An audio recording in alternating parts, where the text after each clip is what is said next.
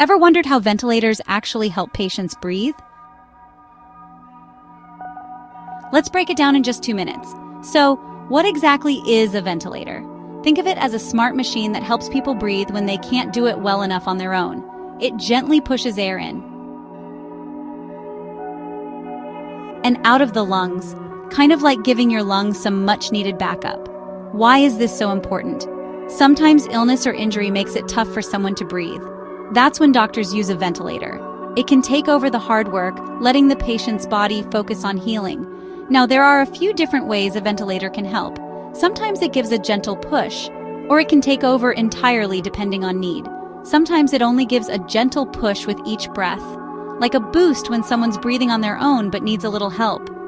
Other times, it steps in completely, doing all the breathing for the patient. The mode just depends on what the patient needs at the time.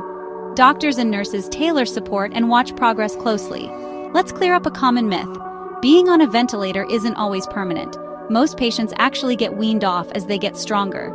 The goal is always to help the lungs recover, not to keep someone on the machine forever.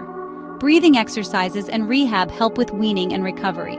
So, the next time you see a ventilator in an ICU or hear it mentioned, remember this. It's a life-saving tool, giving the lungs the rest they need to heal. Giving the lungs the rest they need to heal. Thanks so much for watching.